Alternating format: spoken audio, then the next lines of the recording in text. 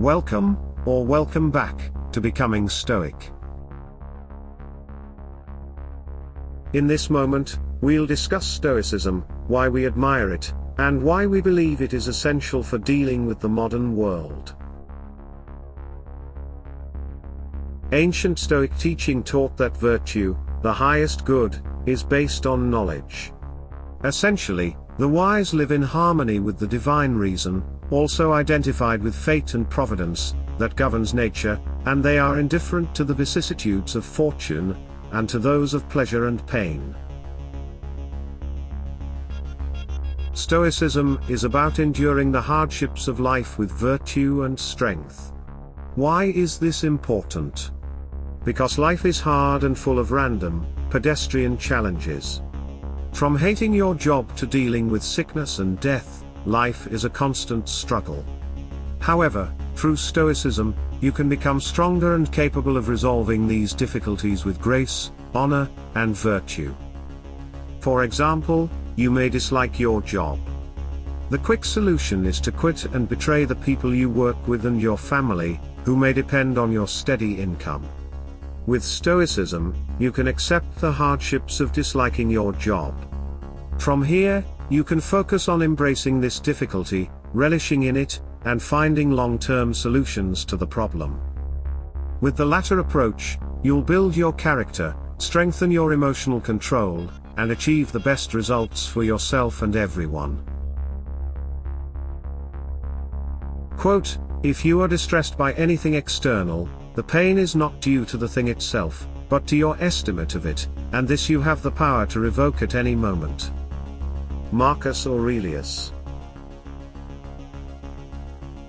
Stoicism is largely about resisting the urge to act impulsively. Additionally, Stoicism helps you focus on what you can control instead of what you can't. To practice Stoicism, you need to reflect on your actions, shift your mindset, and pursue virtue. Three things must be understood. Firstly, reflecting on your actions. In other words, taking a close look at them to determine their cause. Journaling is probably the easiest way to reflect on what you've done, and why you responded in the manner that you did. You can ask questions such as, what did I feel during this time? Why? Or how could I have approached today's challenges better? Asking these questions allows you to evaluate your behavior, and to make you more aware of your actions. Secondly, Stoicism is about shifting your mindset. For example, instead of expecting everything to go your way, keep in mind how random, chaotic, and unfair life can be. Reflect on death and misfortune. Additionally, remember to be grateful for how much better your life is compared to what it could be. Yes, your car needs a quick repair, but you could also be without a car. Yes, your home is not as lovely as it could be, but you could also be without a home. And so on. The shifting of your mindset requires cherishing everything you have instead of accumulating stuff or ignoring the blessings you possess. Lastly, Stoicism is about the practice of virtue. The pursuit of moral excellence is difficult. There is difficulty in being frugal when you could waste what you have. There is difficulty in persisting when you want to give up. Lastly, there is difficulty in being courageous when you want to cower while facing the masses. However, virtue is the only way to live a good life, or a life filled with a meaningful purpose. Additionally, when you are virtuous, you help others by becoming the best individual you can. Stoicism, with these three tenets, is a foundational philosophy. It is compatible with a variety of religious, political persuasions, and economic theories. However, Stoicism is incompatible with philosophies that promote ease of living, ingratitude, personal weakness, and individual vice. Now that we've looked at what Stoicism is, let's look at what Stoicism isn't. Quote, "It is the power of the mind to be unconquerable." Seneca the Younger. Here, I want to detail the more common misinterpretations of Stoicism. Firstly, many people believe Stoicism is emotionlessness. However, Stoicism is focused on controlling one's emotions and expectations, especially when referring to the randomness of life. Many Stoics such as Marcus Aurelius, frequently cried during inevitable tragedies. However, he would chastise himself for expecting the world to be perfect or for everyone to act correctly. When he did experience tragedy, he trained himself to process the pain without denying it. He did not allow his grief to control him. Therefore, the goal is to control your emotions and remain stable in the face of hardship. Secondly, Stoicism is not apathy and pessimism. The lives of Epictetus, Marcus Aurelius, and Seneca show that Stoicism is a philosophy of doers. The goal is to avoid investing yourself in the outcome. Instead, you should put your focus on your efforts, because you can't control the outcome. For example, a Stoic would argue you should focus on making yourself a better person and allow the world to respond as it chooses, instead of trying to make the world a better place. Lastly, Stoicism is not a religion. A Stoic can be religious or atheistic or deistic or anywhere between. Stoicism does not contradict or reject religion. Additionally, Stoicism is not a political philosophy. Stoicism is focused on how to live a good and virtuous life through personal change. So, why do I admire Stoicism? Overall, Stoicism is an individualistic, foundational philosophy with clear societal benefits. Emotional control, self-restraint, self-reliance, personal improvement, and other tenets make Stoicism the perfect philosophy for any and all individualists. Quote, "What really frightens and dismays us is not external events themselves, but the way in which we think about them. It is not things that disturb us, but our interpretation of their significance." Epictetus. Collectivists are forever addicted to controlling others through laws, labels, and manipulations. However, Stoicism is about controlling the self instead of obsessing over what is external. As we've argued before, you cannot control the world. Focusing on what you have little to no control over is a recipe for despair and anguish. Why? Because humans need to act, and we need to see our actions affecting the world.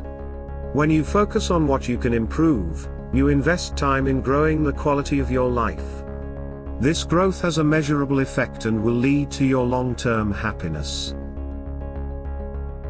This is the beauty of Stoicism. You cannot control outside events, but you can manage your response. You cannot eliminate evil, but you can minimize suffering wherever you go. Additionally, you cannot defeat death, but you can live a virtuous life. The more emotional, intellectual, and physical effort you put on what you can control, the more effective and productive you will be, and the more people you can help. Managing your emotions and better integrating them into your actions is a net benefit for everyone, yourself included. The great Stoics speak about directing your actions by appropriately dealing with emotions such as anger, sadness, and disappointment. Being able to regulate your feelings will help you reserve emotional energy as well as operate rationally during difficult times. For example, if you go to a restaurant and receive poor service, you may be quick to anger. However, if you take a step back and control your emotions, you'll stabilize yourself. By thinking, instead of emotionally reacting, you may notice the waiter is overworked and trying his hardest to do a good job. You may see the other customers demanding too much attention and slowing down the effectiveness of the staff. Or, you may notice the rudeness of the manager towards her employees. By controlling your immediate anger towards your waiter, you can gain a deeper appreciation of the difficulties that are affecting their performance. Such management of our emotions and expectations helps on a societal level as well. Would political conversations not benefit from people practicing patience and recognizing that issues are, often, much more complex than we give them credit for? Such control of one's expectations and emotions can only be accomplished on the individual level. There are no laws or regulations which can influence an individual's emotional maturity. You have to develop emotional maturity internally. Quote, "If what you have seems insufficient to you, then though you possess the world, you will yet be miserable." Seneca the Younger. Stoics valued the importance of gratitude in an individual's life. Gratitude improves one's outlook and increases happiness. However, more people, especially collectivists, are incapable of acknowledging the blessings they have. They want more, and are less and less willing to accept how great their lives are. For example, everyone complains about their jobs. For me, I think about how grateful I am to have steady employment in a field that utilizes my skills. Additionally, I reflect on how far I have come and the fact I can go to other places if I wanted. I'm not stuck at my job, and I seek to enjoy the time I have while it lasts. The Stoics were aware of how delicate life was. We can die at any moment or lose people we love. Remember how precious and fragile life is. With constant reflection, you're less likely to rage at every small inconvenience or lose sight of how miraculous your existence is. Such gratitude will keep you focused, entertained, and happy.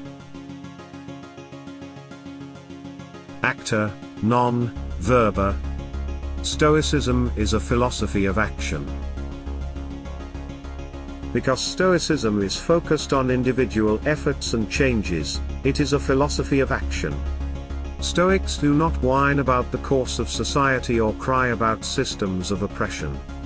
Stoics identify problems in society, such as greed and political hatred, and seek to resolve such flaws within themselves. If you believe people become angry at the smallest things, then you have to control your rage at minor issues. If you dislike the lack of meaningful political discourse, then you have to decrease your tendency to demonize your political opponents. Furthermore, if you believe the poor are not being helped, then you need to do what you can to help those who are less fortunate. As a Stoic, you are part of the whole. If you view a flaw within the whole, then you decrease the fault by eliminating it from yourself. Therefore, if you are not wasting your life complaining about others, you can focus on improving your well-being and happiness. When you become a Stoic, you become an individual. The most significant flaws of Stoicism, if we can call them that, is the lack of critique towards society and its natural predation on individuals. Additionally, the ancient version of Stoicism was deterministic.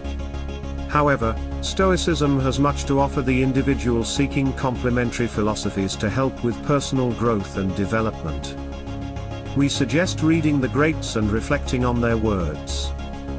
Lastly, we encourage you to try to embody what they discuss, and you'll find it easier to control your emotions and deal with the difficulties of life.